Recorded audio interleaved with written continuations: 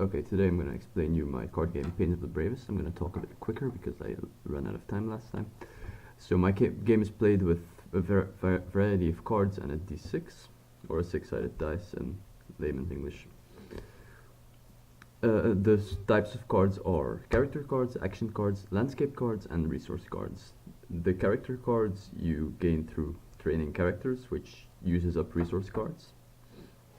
The character cards show you the name of the character, the max health and the speed of and the attack of the character. It also has a bar with boxes you color to indicate how much courage this character has. Courage, if you have 5 courage, which is all the boxes, you can increase the damage by 1d6. It shows you what you need to train it and what action cards it can use. Action cards, these you pull every single turn. If you have 4, you don't pull any. These are just actions you can take above normal move or attack. Furthermore, to actually gain resources, one needs to explore the terrain through terrain cards. Terrain cards you pull 2 every turn. These connect the village halls or they give you resources.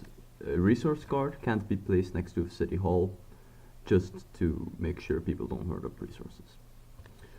Talking about cities and city halls, there's also building cards. These need to be constructed using resources as well. And it shows you the name of the character, what it's used for, how much health it has, so you can destroy buildings of your opponent, and what you need to build the building. Resource cards, there's mostly just normal simple resource cards. They just tell you what they are. You gain these through exploration.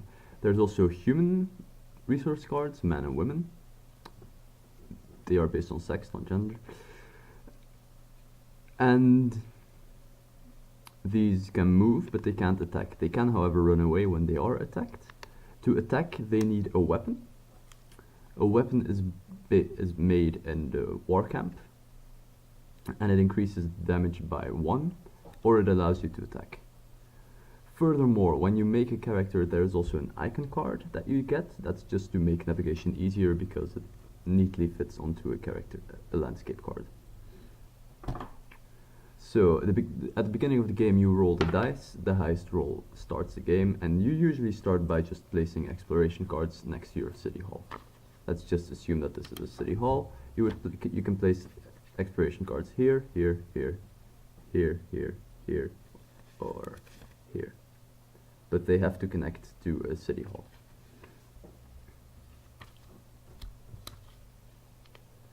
On your turn, you can move all your characters, but you can only have one character leave the village at the same time, except for an elder. An elder can always leave the village if he uses a sacrifice action. Then you can also trade. If you have a speaker in the other one's village, you can attack with the attack stats. Now the attack, if both players have an attack action, is just the attack rolls, the defender rolls. So here the attack rolled a 3 and the defender rolled a 1, so the defender gets 2 damage. This is a war chief. It's one of the most expensive characters in the game, so he would still have 18 health left. If you don't have an attack action, you can't use your attack die to defend, so you roll a d6, and if your roll is higher than the attack, you run away with 3 circles. Circles are just like, this is 1 circle, this move would be 1 circle. You can craft on your turn as well, and these are all things you can do on the same turn. Or you can marry a woman to a character. That increases the character's courage, and then you can increase the damage or the movement. Every turn you have to take an action card.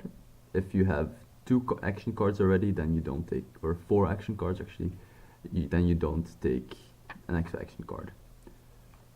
Like I said, these are just used as extra actions. And every 3 turns you roll a d6, and you look in the table, and it tells you what you do. So this could give you, this usually just gives you resources. That's very quickly explained what my card game is. Thanks for your attention.